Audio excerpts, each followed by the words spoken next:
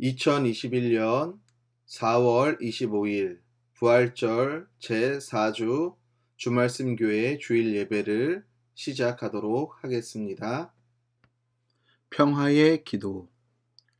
주님, 나를 평화의 도구로 삼아 주십시오. 미움이 있는 곳에 사랑을, 상처가 있는 곳에 용서를, 불화가 있는 곳에 일치를, 의심이 있는 곳에 믿음을, 오류가 있는 곳에 진리를, 절망이 있는 곳에 희망을, 슬픔이 있는 곳에 기쁨을, 어둠이 있는 곳에 광명을 심게 하소서. 오 거룩한 주님, 위로를 구하기보다는 위로하게 하시고, 이해를 구하기보다는 이해하게 하시고, 사랑을 구하기보다는 사랑하게 하소서. 우리는 줌으로써 얻고, 용서함으로써 용서받고, 죽음으로써 영생에 이르기 때문입니다. 아멘. 교동문 13번 시편 23편입니다. 여호와는 나의 목자시니 내게 부족함이 없으리로다. 그가 나를 푸른 풀밭에 누이시며 쉴만한 물가로 인도하시는도다. 내 영혼을 소생시키시고 자기 이름을 위하여 의의 길로 인도하시는도다. 내가 사망의 음침한 골짜기로 다닐지라도 해를 두려워하지 않을 것은 주께서 나와 함께 하심이라. 주의 지팡이와 막대기가 나를 안위하시나이다. 주께서 내 원수의 목전에서 내게 상을 차려주시고 기름을 내 머리에 부으셨으니 내 잔이 넘치나이다. 내 평생의 선하심과 인자하심이 반드시 나를 따르리니 내가 여호와의 집에 영원히 살리로다. 아멘. 다 함께 찬송가 342장 찬송 부르겠습니다.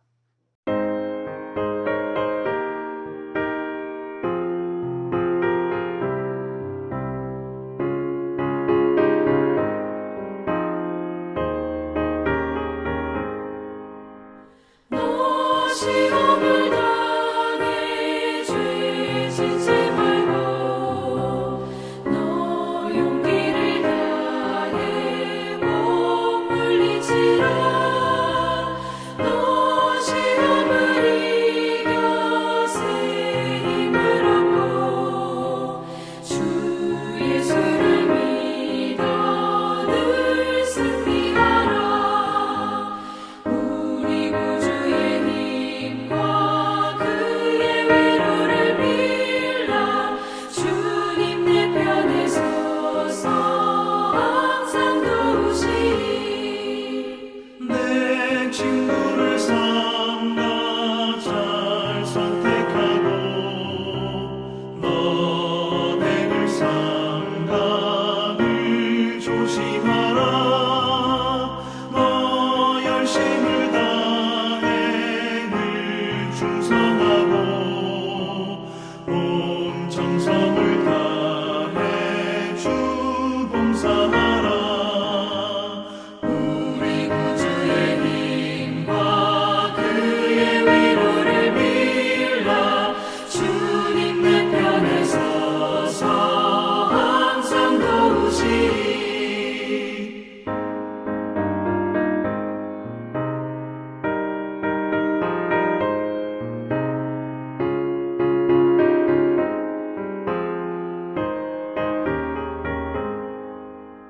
잘 이기는 자는 상 받으리니 너 낙심치 말고 늘 전진하라. 내 구세주 예수 힘 주시리니 주 예수를 믿어 늘 승리하라. 우리 구주의 힘과 그의 위로를 빌라. 주님 내 편에 서서 항상 도우시리.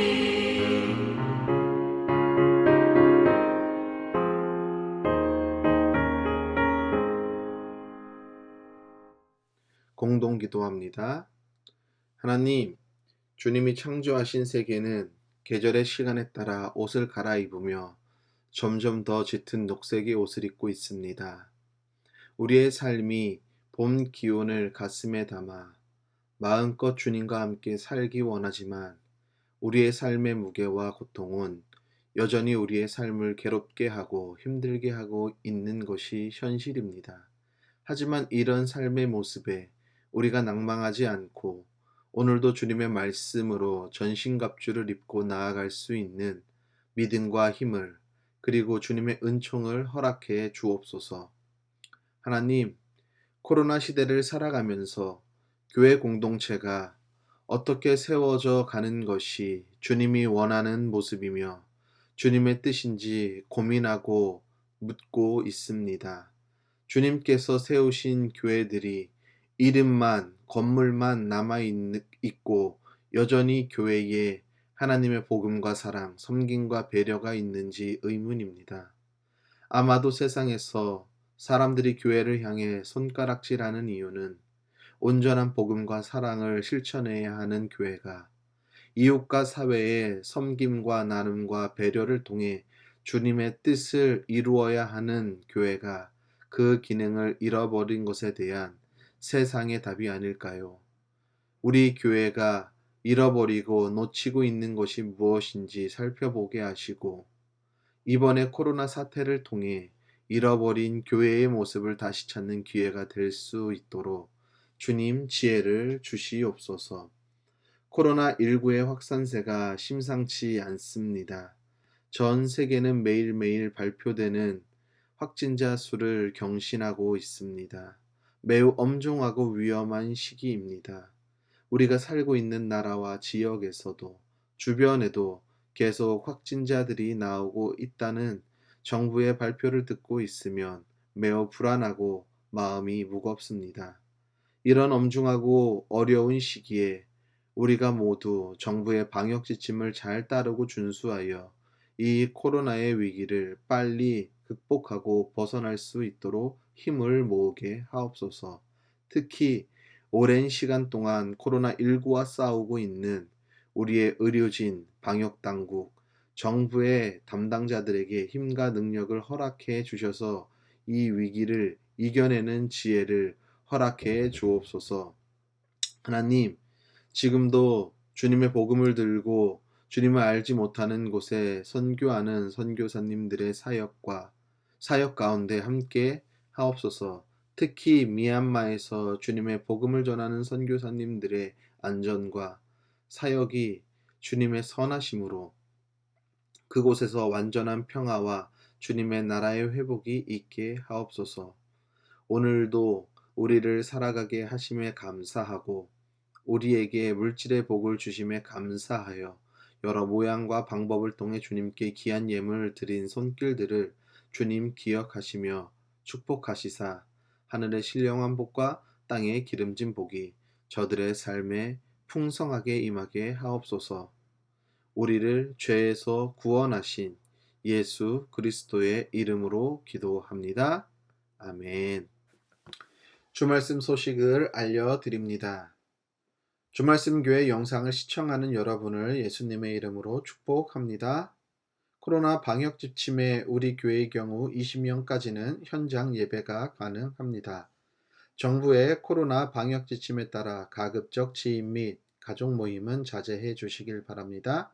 주말씀 교회 설교 영상은 유튜브 동탄 주말씀 TV를 검색하시면 시청할 수 있습니다. 교회와 나라를 위해 기도에 힘쓰는 성도님들 되길 바랍니다. 하나님의 말씀 보도록 하겠습니다. 하나님의 말씀은 신약성경 마태복음 13장 24절로 30절까지에 있는 말씀입니다. 예수께서 또 다른 비유를 들어서 그들에게 말씀하셨다. 하늘나라는 자기 밭에다가 좋은 씨를 뿌리는 사람과 같다. 사람들이 잠자는 동안에 원수가 와서 밀 가운데에 가라지를 뿌리고 갔다. 밀이 줄기가 나서 열매를 맺을 때에 가라지도 보였다. 그래서 주인의 종들이 와서 그에게 말하였다. 주인어른, 어른께서 밭에 좋은 씨를 뿌리지 않으셨습니까? 그런데 가라지가 어디에서 생겼습니까?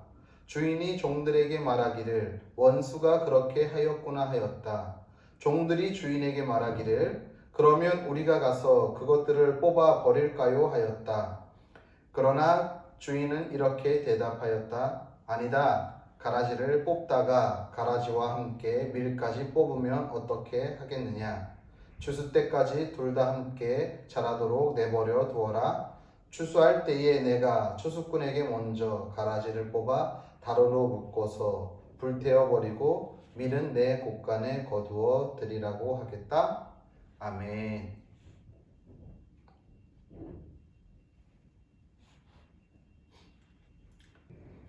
하나님 우리 아버지와 주 예수 그리스도께서 내려주시는 은혜와 평화가 여러분에게 있기를 빕니다. 집 거실에서 창을 통해 밖을 내다보면 작은 야산이 눈에 들어옵니다. 어느덧 얕은 이 야산의 나무들이 초록빛으로 아름답게 물들어 있음을 봅니다. 하나님의 시계는 창조 질서에 맞게 계속 흐르고 있으며 나무들의 입은 옷은 앞으로 더 아마도 여름을 향해 가기 때문에 푸르러질 것입니다. 제가 이렇게 자연의 변화를 느낀 것은 참으로 오래간만입니다. 자연은 계속해서 변하고 있는데 제 감정이 좀 메말랐을 수도 있고요. 아니면은 목회 현장이나 지금 우리가 처해져 있는 상황들이 팍팍해서 그랬는지도 모르겠지만 그래서 이런 감정이 참 오래간만에 느낀다라고 제가 느낄 정도니 그만큼 자연의 변화에 무심하게 지내며 살았다는 이야기겠죠. 어느덧 벚꽃이 다 지고 지금 제가 살고 있는 이 아파트 주변에는 많은 화단들의 철쭉들이 흐드러지게 폈습니다. 며칠 전에 우리 나라의 24절기 중에서 6번째 절기인 고구라는 절기가 4월 20날 있었습니다. 여러분들 중에 주의 깊게 아마 주변에 있는 논이나 밭을 보면은 농부들이 구슬땀을 흘리면서 바쁘게 이제 농사철이기 때문에 모 심을 준비를 하고 밭에다 작물을 심을 준비를 하고 있는 모습들이 눈에 들어왔을 겁니다. 저도 이렇게 요즘 차를 운전하고 다니다 보면은 논에 물대기가 한참이고요. 그리고 트랙터나 혹은 불도저를 통해서 겨우내 묵혀뒀던 논에 물을 대고 아주 곱게 가는 작업들을 하는 거죠. 왜냐하면은 우리나라는 옛 전통부터 고구쯤에 모판을 만든다라고 이야기를 하지요. 그래서 이 모판을 만들면서부터 이제는 농번기가 시작되는 거예요. 농촌 일은 시작되는 것이죠. 농사 지을 준비를 한다라는 것입니다. 그렇기 때문에 옛날에는 아마도 이 고구라는 절기에 비가 많이 오면은 그 해에 풍년이 든다라는 말이 있는데 이건 미신이다 이렇게 말할 것이 아니라 제 생각에는 그런 생각이 들었습니다. 지금은 우리나라에 기술이 많이 발달돼서 수로 시설이 잘 되어 있기 때문에 아무리 겨울 가뭄이 심했다 하더라도 쉽게 논에 물대는 것이 어려운 상황은 아니었을 것입니다. 하지만 옛날 같은 경우에는 정말 하늘에서 하나님이 선물로 시시때때로 비를 내려주지 않으면은 이 물을 저장할 수 있는 저장 장치가 그나마 제대로 되어 있지 않는 지역들은 모내기 준비를 할 때 그냥 단순히 모내기를 준비하는 게 아니라 모판을 곱게 가른 논에다가 잘 갖다 키워야 되는 거거든요. 그럼 물이 어느 정도 그 논에 잠겨 있어야지 이 모들이 잘 자랄 수 있는데 비가 오지 않아서 가뭄이 되면은 이 모들이 잘 자랄 수가 없잖아요. 그러면은 건강한 모를 모내기 할 때 심을 수 없으니까 여기에 많은 벼들이 달릴 리가 없죠. 아마도 그래서 고구 때쯤에 비가 오면은 그해의 농사는 풍년이 온다라는 것은 아마 그때의 수로시설이 온전하지 않았기 때문에 조상들이 한 이야기가 아닐까라는 생각을 하게 됩니다. 저도 시골 출신이다 보니까 이러한 농촌의 생활들이 많이 익숙하죠. 그런데 어느 순간 이렇게 익숙한 것이 그냥 당연한 것처럼 여겨지고 그냥 이제는 아무렇지 않게끔 제 감정에 그 어떠한 느낌도 주지 않게끔 지나가면서 이러한 향수조차도 느끼지 못하고 기억하지 못하고 있는 제 모습을 모르겠어요. 올해에는 좀 그런 모습을 발견하는 것 같습니다. 올해는 참 이상하게 이런 자연 환경들이, 꽃들이, 그리고 이 풍경들이 계속해서 제 눈에 들어오고 제 감성을 자극하고 있다는 것입니다. 저도 예전에 어렸을 때 할아버지가 달구지를 끌고서 옆구리라는 지역이 있어요. 거기 저희 시골에 사는 지명인데 그곳에 농사지러 갈 때 제가 그 소 달구지를 타고 함께 갔던 것도 기억이 나요. 지금은 이양기라는 것이 모를 심지만 예전에는 어떻게 그렇게 했습니까? 양쪽에서 모줄을 띄어가지고 그 모줄이 쓰면은 거기에 사람들이 들어가서 모를 이렇게 심었잖아요. 저희 그것도 아주 생생하게 기억이 납니다. 이렇게 모를 심고 장마가 지나면은 이제는 여름 더위가 이 논에 심겨진 모들을 아주 쑥쑥 자라게 하지요. 그런데 여기에 불청객인 손님이 하나 추가됩니다. 누구죠? 바로 모 옆에서 같이 기생하면서 자라는 피라는 식물입니다. 피라는 식물도 벽과 식물인 것으로 제가 알고 있습니다. 이 피가 같이 자라는 거예요. 그래서 아마 우리 성도님 중에서도 경험하신 분이 있는지 모르겠지만 교회에서 청년부 활동을 하거나 혹은 대학 시절에 농촌 봉사 활동이라고 해서 농촌에 일손이 없을 때에 가서 아마 봉사를 해보신 적이 있을지도 모르겠습니다. 대학교에서도 예전에는 많이 농촌 봉사 활동을 갔었고요. 특히 교회에서는 그 시골에 있는 미자립교회, 비전교회의 전도를 돕기 위해서 농촌 봉사 활동이라는 것을 통해서 함께 시골에 내려가서 그 시골에서 농사 짓는 분들과 함께 농사를 도우면서 이런저런 이야기를 하면서 복음을 증거하는 일이 많이 있었죠. 아마 그런 경험이 있는 분도 계실지 모르겠어요.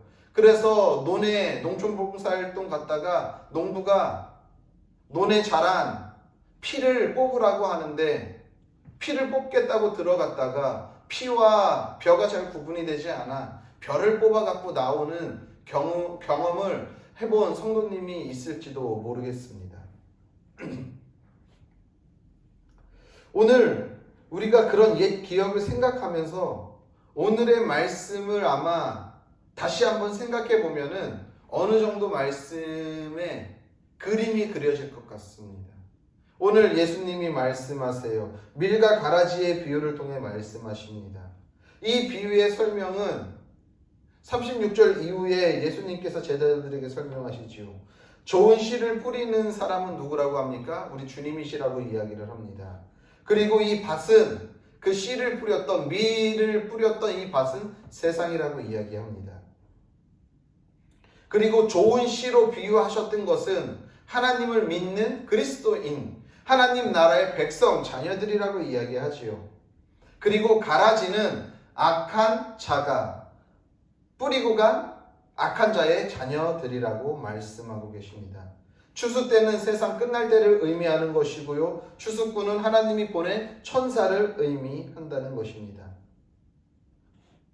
저는 이 말씀을 오늘 묵상하면서 오늘 우리가 함께 읽은 말씀에 어떻게 돼요? 미리 분명히 그 일꾼들이 예수님께 말합니다. 분명히 좋은 씨의 밀을 밭에다 세상에다 뿌리지 않았습니까? 우리가 살아가는 이 세상에 하나님의 사람들을 하나님께서 보내지 않았습니까? 그런데 그 사이에서 어떻게 악한 자의 사람들이 자라나고 있습니까? 악한 자의 사람들이 있습니까? 라고 오늘 이야기를 하는 거예요. 그래서 그 악한 자의 사람들을 어떻게 제거할까요? 라고 이야기하니까 오늘 예수님께서 뭐라고 말씀하십니까? 그냥 놔둬라. 추수 때에 하나님이 다시 오실 이때에 하나님이 심판하실 때에 그들을 먼저 심판하고 그 다음에 하나님의 자녀들을 하나님 곳간에 거두어 드리겠다라고 오늘 말씀하는 거거든요. 저는 이 말씀을 묵상하면서 우리 신앙인의 삶에 대해 좀 한번 생각해 보았습니다. 하나님이요, 우리를 이 땅 가운데 보낼 때에, 이 세상에 보낼 때에 무균실에, 소위 말하는 세균이 하나도 없는 곳에 우리를 보내신 것이 아니라는 것이죠. 좋은 씨앗으로, 하나님의 자녀로, 하나님의 백성으로 이 힘들고 어려운 이 세상 가운데에 보낸 거예요. 그렇기 때문에 하나님, 이 세상에서 하나님의 자녀로 살아가는 삶이 무균실에서 아무런 공격과 아무런 세균의 피해에 노출되지 않는 그런 편안한 삶을 사는 것이 아니라 우리 그리스도인들은 이 세상에서 살아갈 때에 많은 세균의 공격과 바이러스의 공격과 이 세상의 여러 환경을 통해서 우리가 어려움을 당할 수밖에 없는 거예요. 그럼에도 불구하고 이 힘들고 어려운 세상 가운데서 하나님이 좋은 씨앗으로 보냈기 때문에 우리는 좋은 열매를 맺어야 할 사명과 의무감을 가지고 살아가야 한다는 것이죠. 이 세상을 그리스도인으로 살아가려면요, 늘 문제없고 탈이 없는 삶이 아니라 문제의 크고 작음은 있겠지만 문제없는 삶을 사는 사람은 아무도 없잖아요. 우리도 그들과 동일하게 이 힘들고 어려운 삶을 많은 문제 상황 가운데에서도 어떻게 살아가면 좋은 열매를 맺힐 수 있을까에 대한 고민을 하면서 살아가야 한다는 것이죠. 이런 삶의 현장에서 우리가 그리스도인으로서 좋은 열매를 맺으려고 하니 우리의 삶이 얼마나 더 힘들고 어렵겠냐라는 것입니다. 그러니까 우리의 인생이, 믿는 사람이, 그리스도인의 삶이 고단할 수밖에 없는 이유가 여기에 있겠지요. 이렇게 열매를 맺기 위해 사는 삶이 버거운데, 그냥 이렇게 사는 것만으로도 버거운데 악한 자가 그 곁에 무엇을 갖다 뒀어요? 가라지를 뿌리고 간 거예요. 우리를 더 힘들게 하는 거예요. 좋은 열매를 맺지 못하도록 우리의 기운을 계속 막아 세우는 거예요. 우리의 기운을 계속 누르는 거예요. 우리의 영양분을 계속 빼앗아 가는 거죠. 이 가라지를 발견한 일꾼이 주인에게 물어요. 가라지를 뽑을까요? 예수님은 추수 때까지 그냥 놔두라고 합니다. 왜 그럴까요? 왜 그냥 놔두라고 할까요? 앞에서 제가 말씀드린 것과 같이 농부가 가서 벼 옆에서 자라는 피를 뽑아 갖고 오라고 하는데 피를 뽑지 않고 벼를 뽑아 갖고 오는 거죠. 오늘 본문에서 말하고 있는 이 가라지는요, 독보리의 일종이라고 합니다. 이게 열매 맺히기 전까지는요, 보리랑 밀이랑 독보리랑 밀이랑 똑같이 생겼대요. 저도 보지는 않아서 모르지만 주석책에 성경 해석학자들이 그렇게 이야기를 하고 있습니다. 밀과 독보리는 똑같이 생겼는데 언제 알 수 있냐면은 열매를 맺힐 때 알 수 있대요. 독보리는 열매를 맺힐 때에 까만색 열매를 맺힌다라고 이야기합니다. 그러니까 이제 그것을 뽑으려고 하는데 어떻게 되냐면은 밀의 뿌리와 이 독보리 가라지의 뿌리가 엉켜 있어가지고 잘못했다가는 이 독보리를 뽑다 보면은 밀의 뿌리까지 상해서 밀이 건강한 열매를 맺힐 수 없는 상황이 되기 때문에 그것을 추수 때까지 그냥 내버려 두라고 이야기하는 것입니다.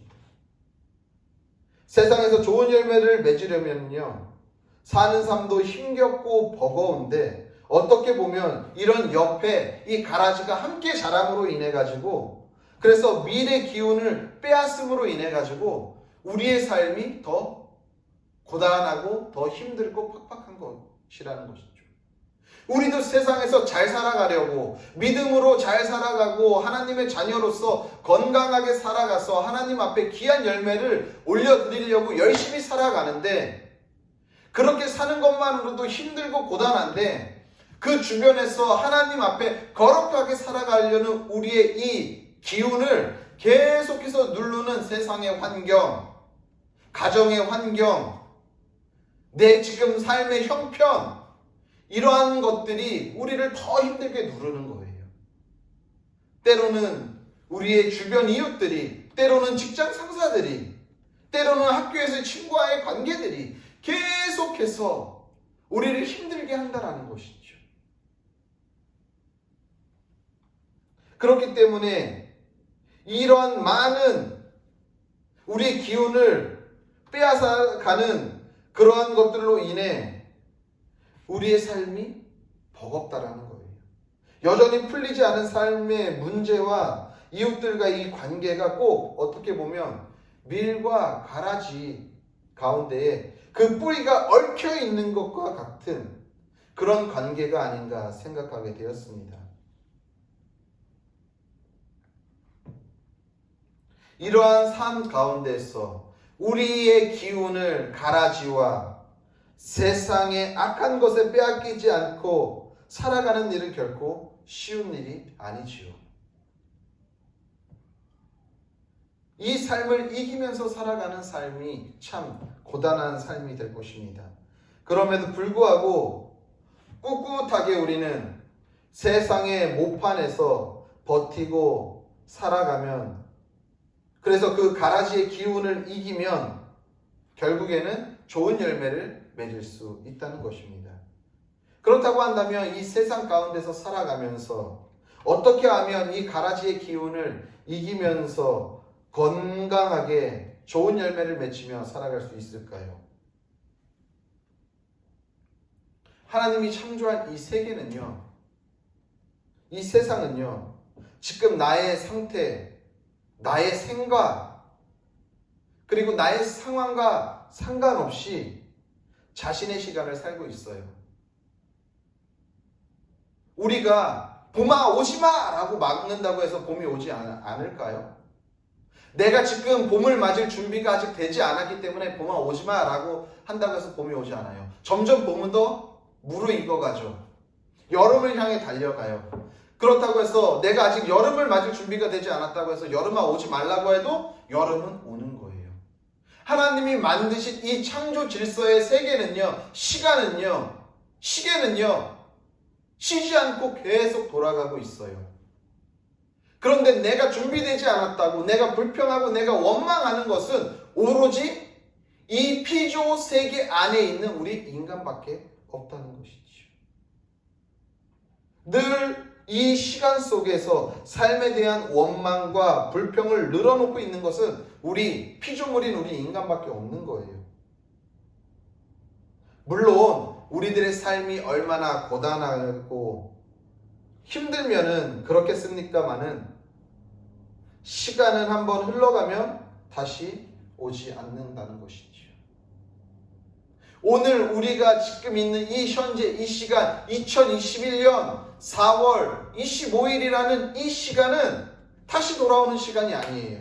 한번 지나면은 끝나는 시간이에요. 오늘 지금 이 순간만이 우리에게 허락된 시간이라는 것이죠. 제가 언젠가도 설교를 통해서 말씀드렸습니다. 악한 자는요, 우리들에게 오늘 현재 지금 이 시간을 못 살아가게 한다고 이야기 드렸어요. 왜죠?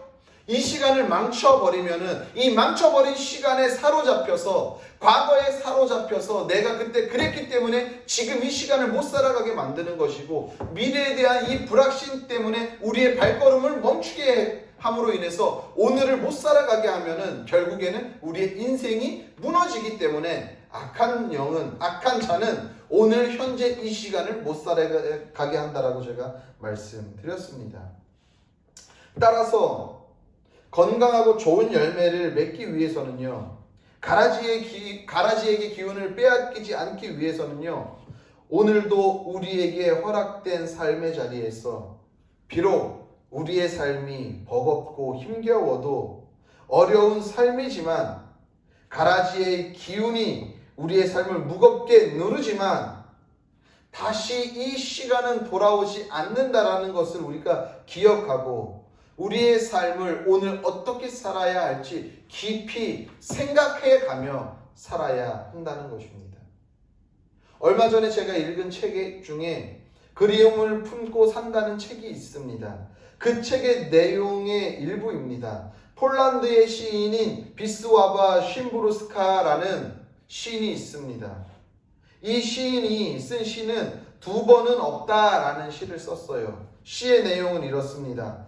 두 번은 없다. 지금도 그렇고 앞으로도 그럴 것이다. 그러므로 우리는 아무런 연습 없이 태어나서 아무런 훈련 없이 죽는다. 죽냐? 힘겨운 나날들, 무엇들 때문에 너는 쓸데없는 불안으로 두려워하는가? 너는 존재한다. 그러므로 사라질 것이다. 너는 사라진다. 그러므로 아름답다. 이해가 가십니까? 약간 좀 어렵죠? 저도 몇 번 이 시를 곱씹으면서 읽었습니다. 두 번은 없다. 우리 인생 두 번이 없습니다. 그런 말, 어떤 분이 그런 말을 했던 것 같아요. 우리가 만약에 인생을 한번 연습하고 살면 이거보다 잘 살 수 있을 텐데 인생은 연습이라는 것이 없으니까 그냥 주어진 대로 살아가야 하니까 삶이 참 힘겹고 버겁다라고 이야기합니다. 오늘 이 폴란드의 시인 비스와바 쉼브루스카도 그렇게 이야기하고 있는 거예요. 두 번은 없어요. 인생에 두 번이라는 것은 없습니다. 그래서 우리가 죽을 병에 걸렸다가 살아난 사람들이 인생의 제2막이라고 인생을 다시 시작한다라고 이야기하는 것은 그만큼 그 시간을 인내하고 이겨내는 시간이 너무나도 고통스러웠기 때문에 지금 내가 주어지는 이 시간을 얼마나 소중하게 살 수 있을지 알기 때문에 인생의 2막이라고 이야기하는 거고 인생의 두 번째의 삶이라고 이야기하는데 거기에 있는 것 아닐까요? 거기에 있잖아요. 두 번은 없어요. 지금도 그렇고 앞으로도 그럴 거예요. 그러므로 아무런 연습 없이 태어나서 아무런 훈련 없이 죽는 거예요. 비록 삶이 힘겨운 나날들의 연습이지만 그렇다고 해서 계속해서 쓸데없는 이러한 생각들 때문에 오늘의 삶을 망치겠냐라고 비스와 쉼브루스카는 이야기하고 있는 것이죠. 존재하는 모든 존재는 죽음을 향해 가잖아요. 죽을 수밖에 없어요. 그래서 사라진대요. 하지만 이 사라졌을 때에 이 사람을 평가할 때 이 사람이 얼마나 아름답게 사라졌는지 얼마나 좋은 열매를 맺혀놓고 사라졌는지는 남은 자들이 평가할 일인 것이죠. 하나님이 평가하시겠죠. 저는 이 두 번은 없다라는 시를 읽으면서 하나님 앞에 인생이 이렇구나라는 생각도 하게 되었습니다. 우리가 오늘 하루하루를 어떻게 설계하고 계획하고 살아가느냐에 따라 우리가 우리 주변에 산적해 있는 이 많은 가라지들의 기운을 이기고 사냐에 따라 얼마나 하나님 앞에 아름다운 열매로 영광 돌릴지가 정해진다라는 것입니다. 가라지는요, 우리의 삶 옆에부터 우리에게 쓸데없는 불안과 공포와 두려움을 제공합니다. 그것을 통해 우리의 기운을 빼앗고 우리를 좋은 열매로 자라지 못하도록 계속해서 우리를 누르고 있습니다. 그래서 우리로 하여금 거룩하고 아름답고 좋은 열매를 맺지 못하도록 우리의 기운을 누르고 있다라는 거예요. 그래서 오늘을 건강하게 살지 못하도록 계속해서 못된 기운을 발산하고 있다는 것이지요. 하지만 하나님은 말씀하십니다. 전도서 기자에게 말씀하셨어요. 뭐라고 말씀하셨냐 하면은 하나님은 모든 것이 제때에 알맞게 일어나도록 만드셨다. 하나님의 때가 분명히 있다라는 거예요. 그때가 우리는 언제인지 알 수 없지만 그렇기 때문에 지금 힘겹고 버거운 삶을 그래도 하나님을 바라보고 붙잡고 살아가는 이유는 하나님의 그때에 우리가 하나님께 아름다운 열매를 맺히기 위해서 오늘도 비록 힘들지만 그 삶을 인내하면서 살아가는 것이고 우리 주변의 많은 가라지의 기운을 느끼면서도 받으면서도 그곳에서 꿋꿋하게 우리의 열매를 맺기 위해 우리가 그 자리에서 서 있어야 한다는 것입니다. 오늘 우리가 보내고 있는 이 시간은요, 두 번 다시 우리에게 허락되는 시간이 아닙니다. 이 시간을 어떻게 사용해야 할까요? 주변에 있는 많은 가라지의 기운에 막혀 오늘도 인생을 포기하면서 나는 안 돼! 라고 하면서 살아가는 것이 맞을까요? 아니면은 다시 오지 않는 이 시간, 비록 힘들고 괴로운 시간이지만 분명히 하나님께서 전도사 기자에게 말씀하신 것과 같이 하나님의 때에 하나님이 일하시기에 일어나도록 만드시기에 내가 오늘도 비록 힘들고 괴롭고 어려운 삶이지만 가라지에 막혀서 내 기운이 눌려있지만 그럼에도 불구하고 꿋꿋하게 하나님을 바라보고 하나님을 붙잡고 하나님이 주시는 그 힘과 기운으로 가라지의 기운을 이겨 아름다운 열매를 맺기 위해 부단히 힘쓰고 노력하면서 살아가느냐, 몸부림치고 있나요? 이것은 완전히 다릅니다. 그냥 포기하면은요, 아마 쭉정이만 맺게끔 될 것입니다. 하지만 이런 기운을 받을 때에도 포기하지 않고 어떻게든 몸부림치면서 살아가면 반드시 추수 때에 귀한 열매를 맺게 된다는 것입니다.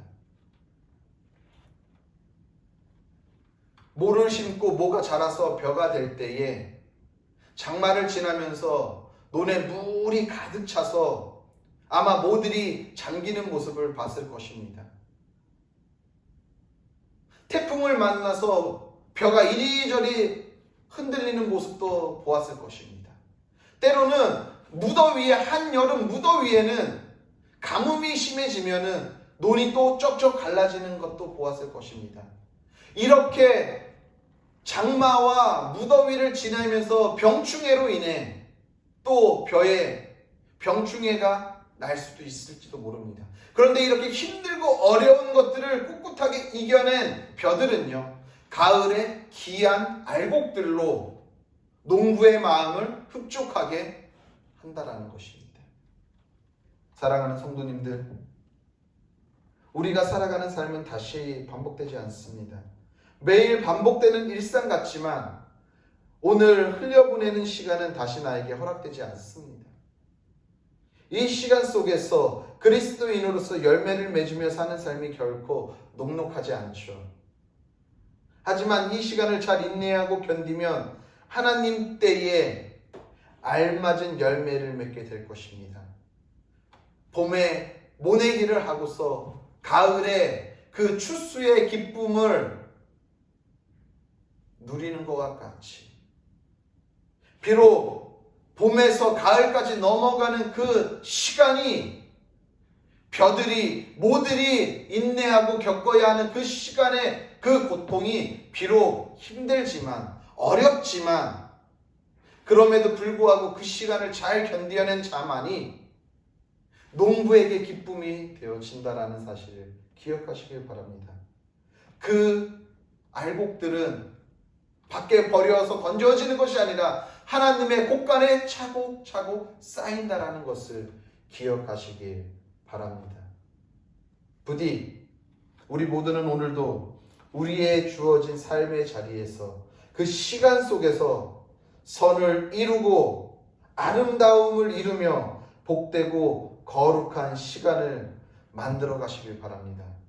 가라지의 기운에 막혀 포기하고 주저하는 것이 아니라 그럼에도 불구하고 오늘 우리와 함께 하시는 그 하나님을 신뢰하고 붙잡고 바라봄으로 인해 우리에게 더 좋은 기운으로 우리의 힘을 복돋아 주시는 그 하나님을 바라봄으로 인해 오늘도 하나님께 우리가 그 기운을 받아 아름다운 열매로 영광 돌리며 살아가는 우리 성도님들의 삶이 되시기를 예수님의 이름으로 간절히 축복합니다.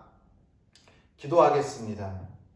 주님, 우리가 이 세상을 살아가는 삶이 비록 힘들고 어렵고 괴로운 삶이지만 또 많은 가라지들로 인하여 우리의 기운이 눌리고 우리의 힘이 막혀서 어떻게 해야 할지 모르는 상황이지만 그럼에도 불구하고 오늘도 주님께서 주시는 그 기운을 힘입어 오늘도 가라지의 기운을 이겨내고 주님 앞에 아름다운 열매로 맺혀져서 주님께 영광 돌리는 우리들의 삶이 되도록 주님께서 인도하여 주옵소서.